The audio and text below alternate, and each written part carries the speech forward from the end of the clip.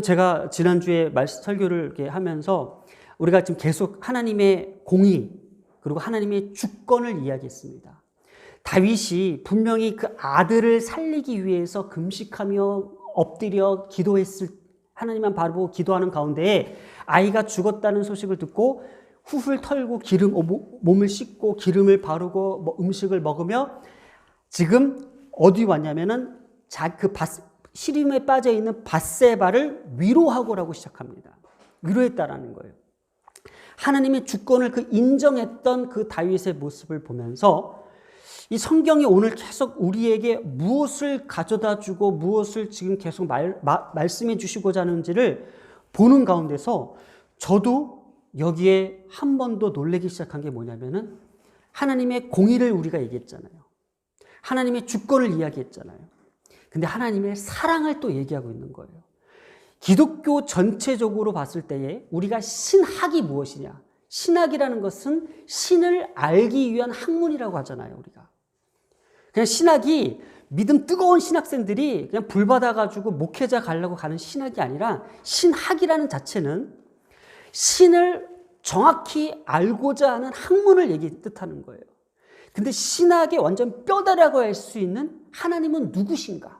하나님은 공의로우신 분이시고 하나님은 주권자이시고 또 하나님은 사랑이시다라는 그 굵직굵직한 그 신학의 뼈대를 지금 우리에게 가르쳐 주고자 하면서 너희들은 여기에서 흔들리지 말라는 메시지를 주고 있어요. 하나님은 사랑하신대요. 지금 다윗의 그 범죄와 다윗의 그 어리석음과 다윗이 하나님 앞에 징계를 받음에도 불구하고 하나님은 다윗을 사랑하시겠다라는 거예요. 그 증거가 뭐냐면은 지금 그 아내를 위로하고 그 아내에게 아들을 주었는데 그게 솔로몬이었어요. 근데 그 솔로몬을 주신 그 이유가 뭐냐면은 여호와께서 그를 사랑하사. 하나님께서는 사랑하신다라는 거예요. 다윗을 사랑하신다라는 거예요. 다윗을 사랑하기 때문에 솔로몬을 주신 거고 솔로몬을 주신 그 증거, 그러니까 하나님의 사랑이 다윗에게는 솔로몬을 주신 그 증거라는 거예요. 그래서 25절에 보면은 선지자 나단을 보내어 그의 이름을 여디디아라고 합니다. 우리가 여디디아를 우리가 볼 때에 여호와께서 그를 사랑하사 이 여디디아 할 때 사랑받는 이라는 의미를 지닌 야디드라는 뜻을 갖고 있습니다. 야디드. 이 야디드와 여호와를 지칭하는 야의 합성어가 여디디아예요. 지금 분명히 나단 선지자의 입을 통해서 이것을 지금 증명하고 있는 거예요. 여호와께서 사랑하셨기 때문에 그런데 놀라운 게요. 지금 이 말을 하고 있는 사람이 누구냐면은 이 솔로몬이라고 이름을 지었던 이 사람이 주어가 여성 3인칭 단수로 돼 있어요. 그럼 솔로몬이라는 이름을 지었던 사람이 다윗일까요? 밧세바일까요? 여성 3인칭 단수면은 이 밧세바를 뜻하고 있어요. 그럼 밧세바가 우리 히브리 문화권에서 보통 아버지가 자녀들의 이름을 짓습니다.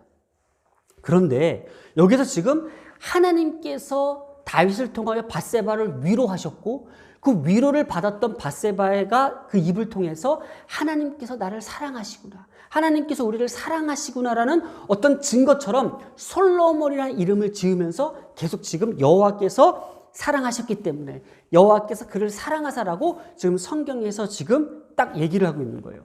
분명한 것은 성경은 지금 하나님의 사랑을 이야기하고자 하는 건 맞죠? 하나님은 사랑하신대요. 자, 그러면 우리가 기독교 안에서 하나님의 사랑하면 뭘까요? 우리가 수없이 들었던 게 하나님의 사랑이에요. 근데 이 사랑이라는 게 되게 왜곡된 사랑도 있어요.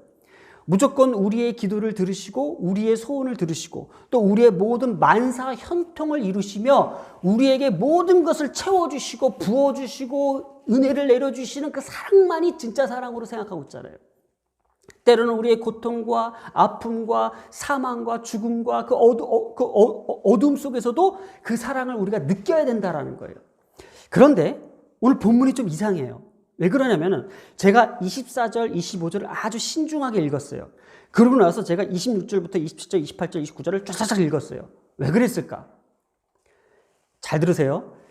역대상 20장 1절과 3절에서는요. 이 내용이 똑같이 등장합니다. 근데 어떤 내용이냐면요. 우리가 지금 사무엘하를 쭉 이어오면서 사무엘하 12장 1절에서 자, 보세요. 사무엘하입니다. 12장 1절에서 25절까지의 내용, 그러니까 지난주까지의 내용입니다. 다윗이 범죄를 하고, 다윗이 하나님 앞에 징계를 받고, 다윗이 회개를 합니다. 그리고 지금 오늘 읽었던 본문까지 하나님의 사랑 솔로몬에 대해서 얘기했어요. 이것이 지금 사무엘하 12장 1절에서 25절까지 내용인데, 지금 이 이야기가 끝나고 지금 역대상 20장 1절에서 3절 내용이 지금 등장하고 있어요. 자, 보세요. 지금 암몬 족속의 왕도와 랍바성을 함락하는 내용이 지금 등장하고 있습니다. 제가 이것을 이제 요약하기 위해서 지금 화면에 띄웠는데 한번 보세요. 지금 12장 1절에서 25절까지가 다윗이 범죄하고 하나님 앞에 징계를 받고 회개를 하며 여기 하나님의 사랑을 이야기한 거예요. 여기에 뭐가 들어있어요? 전부 다 하나님의 공의가 들어있고 하나님의 주권이 들어있고 하나님의 사랑의 내용이 담겨져 있는데 느닷없이 갑자기 지금 26절에서 31절까지 내용이 이렇게 등장해 버렸어요. 그러면 이거 무슨 뜻을 갖고 있는 거예요? 성경이 번역을 할 때, 성경을 나열할 때 순서가 뒤죽박죽 되어 있다라고 얘기를 하겠죠. 근데 저는 이 내용이 어디에다 갖다 붙이면 이어지는 내용이냐면은 사무엘하 11장 내용에 바로 등장합니다. 사무엘하 11장 내용에 이 내용이 같이 등장한다는 것을 우리가 볼 수 있습니다. 11장 1절입니다. 그 해가 돌아와 왕들이 출전할 때가 되매 다윗은 예루살렘에 그대로 있더라 했었죠. 그리고 나서 지금 쭉 다윗이 우리아의 아내를 취하고 지금 우리아를 전쟁에 보내고 11장 내용이 쭉 나옵니다. 그리고 나서 우리아를 죽일 때 어떻게 죽였어요? 랍바성 앞에까지 갔다가 다윗이 요압에게 이렇게 명령했습니다. 자, 그들이 공격할 때에 모든 군사들은 뒤에 빠져 있어. 그러면 어떻게 해요? 우리아만 딱 남아 있을 거 아니에요. 그때 우리아가 이 랍바성, 이 암몬 족속에게 죽습니다. 이런 식으로 자기가 강간한 그 아내, 그 부인의 그 남편을 그런 식으로 죽였어요. 그러고 나서 그때 성경은 어떻게 기록했어요? 우리아만 죽은 게 아니라 이스라엘 백성 군사들까지도 다 전멸됐어요. 몇 명이. 그럼 이 전쟁은 패배한 전쟁이에요. 다윗의 이러한 모습 속에서 이 전쟁이 패배한 후에 지금 그 내용이 26장부터 26절, 27절, 28절, 31절까지 내용이 지금 뒤에 가 있는 거예요. 그럼 이 내용을 어디다 같이 붙여야 되냐면은 우리아가 죽고 이스라엘 백성 군사들이 죽으면서 다시 보세요. 26절을 보겠습니다. 요압이 암몬 자손의 랍바를 쳐서 그 왕성을 점령한다고 나와 있어요. 지금 이스라엘 백성들이 후퇴했잖아요. 우리아를 죽이기 위해서. 그리고 지금 이 12장 맨 후반부의 내용이 26절 내용이 지금 여기 붙어 있는 거잖아요. 자, 이게 무슨 의미를 갖고 있는 거예요? 그러면서 이 내용을 한번 읽어볼게요, 제가. 자, 요압이 암몬 자손의 랍바를 쳐서 그 성을 점령했습니다. 그리고 요압이 전령을 다윗에게 보냈습니다. 왜 보냈죠? 다윗은 어디 있었죠? 해가 돌아와 왕들이 출전할 때에 다윗은 예루살렘에 뭐 했어요? 그대로 있었잖아요. 근데 지금 요압이 그 랍바성을 치면서 전령을 보냈어요, 다윗에게. 그 다윗이 딱 들었죠. 그럼 다윗은 어떻게 가야 돼요? 어디로 가야 돼요, 지금? 70km를 걸어서 뭐 말을 타고 가겠죠, 아니면 70km를 가서 지금 랍바성으로 가라는 뜻이에요, 지금. 오라는 뜻이에요, 지금. 다윗이 예루살렘에 그대로 있었기 때문에 한낮에 자신의 욕정을 참지 못하고 지금 탐욕과 정욕에 취해 있어서 그 함정에 빠졌었잖아요. 지금 빠지고 있는 상황에서 지금 이런 상황이 벌어졌잖아요. 다윗이 그 예루살렘에 그대로 있는 그 상황에서 지금 요압이 사람을 보내서 다윗을 불러낸 거예요. 자, 그래서 보세요. 26절에 이제 왕은 그의 백성의 남은 군사들을 모아 그의 성에 맞서 진을 치고 이 성읍을 쳐서 점령하소서. 자, 이제는 왕이요. 왕이 이제는 자, 우리까지 여기까지 왔으니까는 왕이 가서 치세요. 점령하세요. 그러는 거예요.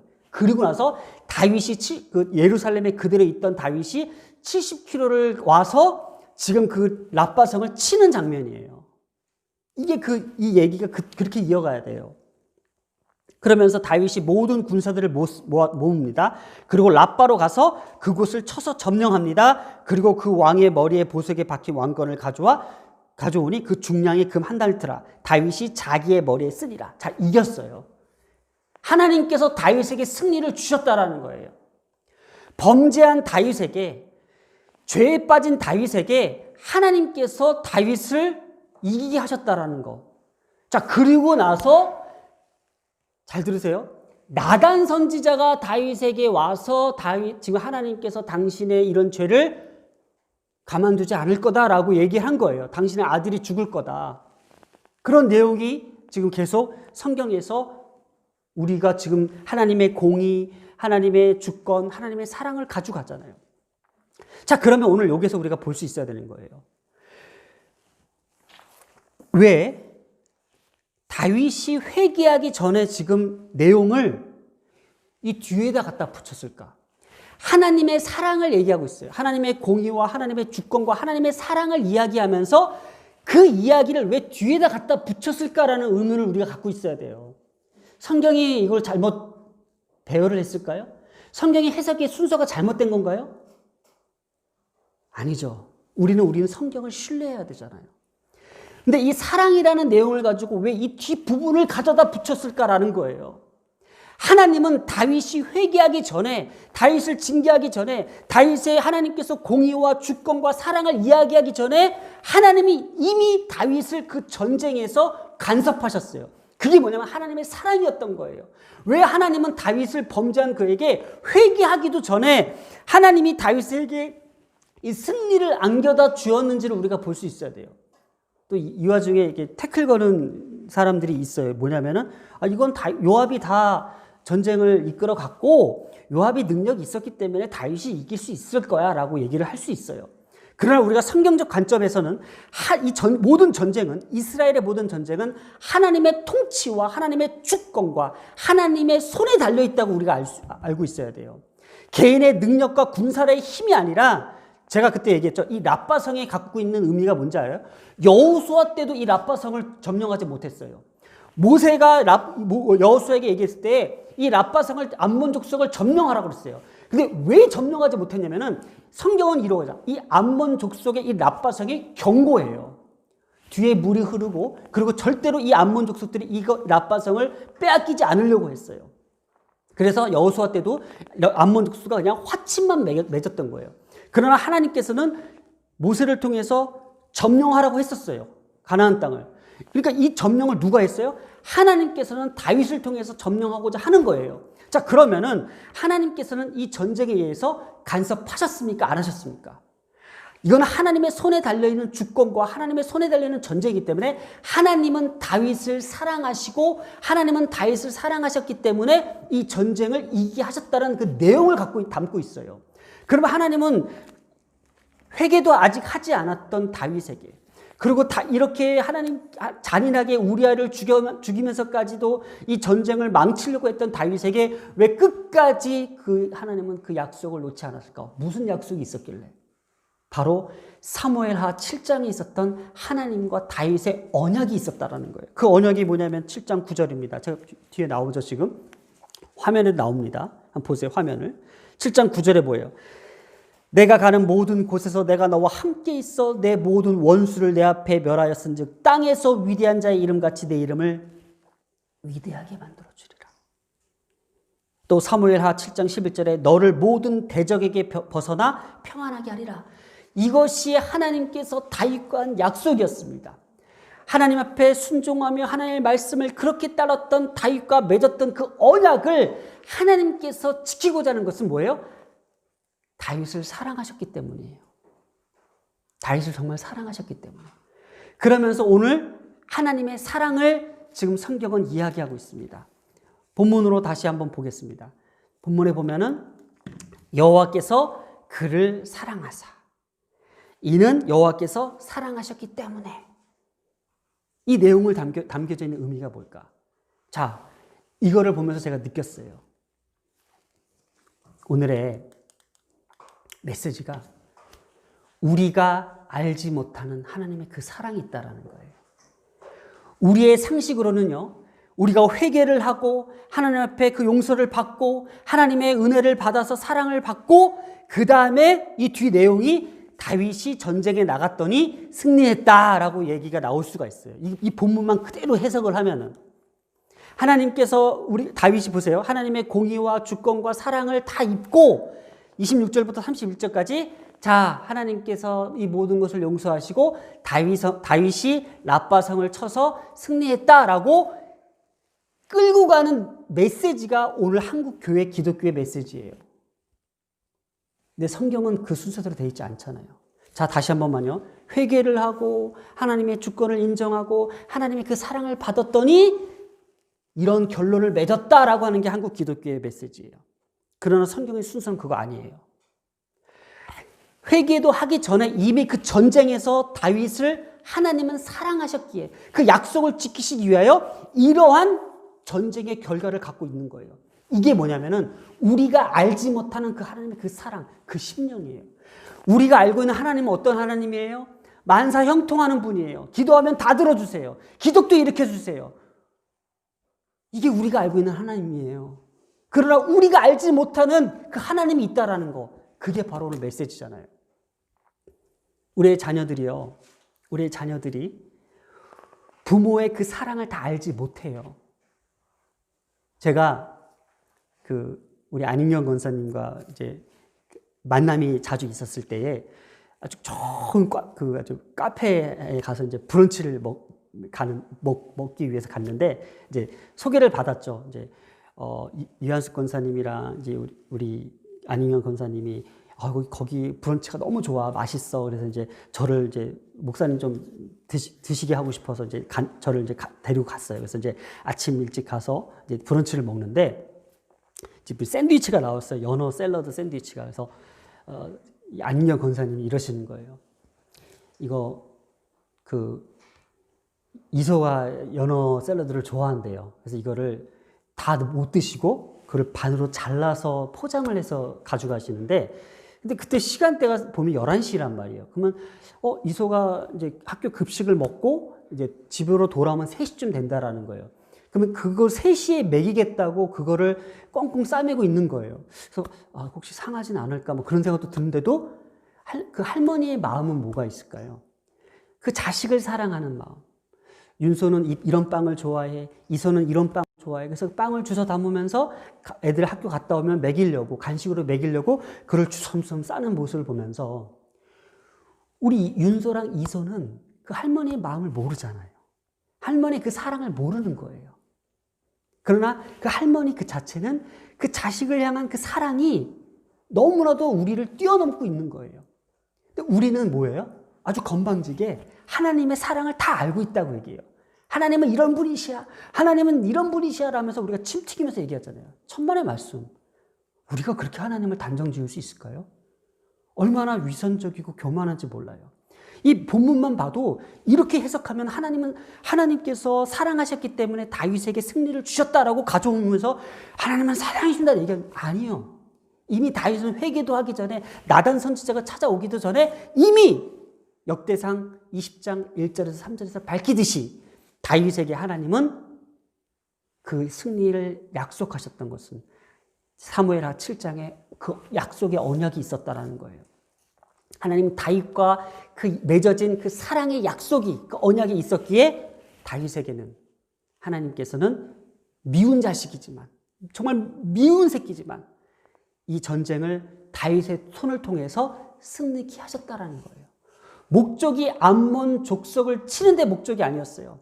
다윗의 손으로 하나님께서 명령하셨던 그 가나안 족속을 치라고 했던 그것을 다윗을 통해서 이루시고자 했던, 내 아들, 내 자녀를 통해서 이루시고자 했던 하나님의 사랑이 담겨져 있었잖아요. 그거를 오늘 성경을 통해서 우리가 발견할 수 있어야 되는 거예요. 다시 한 번만요. 하나님의 사랑이 뭐라고요? 우리가 알지 못한다라는 거. 그게 결론이에요. 우리는 하나님의 마음을 모릅니다. 하나님의 뜻을 모른다고요. 저도 모른다고요. 그래서 신학을 하는 거잖아요. 하나님을 알아가는 학문을 우리가 연구해야 되잖아요. 무턱대고 그냥 막 아무거나 떠들어대는 게 아니잖아요. 하나님을 모르는데, 근데 우리는 이 작은 텍스트만 가지고도 뭘 느낄 수가 있어요? 하나님의 오묘하고도 기묘한 그 놀라운 섭리를 성경을 통해서 우리에게 보여주잖아요. 오늘 사무엘하 12장을 마무리합니다. 하나님의 공의, 하나님의 사랑, 하나님의 주권, 하나님의 사랑까지 마치 이 완성된 텍스트를 가지고, 본문을 가지고 우리에게 하나님은 무엇을 요구하실까? 너희들은 나 알지 못하잖아. 그러나 하나님의 그 사랑은 약속된 우리 자녀들에게 주시는 그 어마어마한 그 놀라운 사랑이 우리 가운데에 머물고 있다는 것을 우리는 인정하지 않잖아요. 그저 눈앞에 보여지는 그 현상만이 우리를 회복하고 우리를 치유하고 우리를 일으키 세워주잖아요. 그러나 우리가 그 알지 못하는 그 하나님의 놀라우신 그 사랑과 그 깊은 뜻을 우리는 얼마나 알고 있을까? 그거를 지금 하나님께서는 우리에게 가르쳐 주시고 깨닫게 해주시려고 오늘 이 자리로 불러 모아 주셨고 이 말씀을 듣게 해 주셨습니다.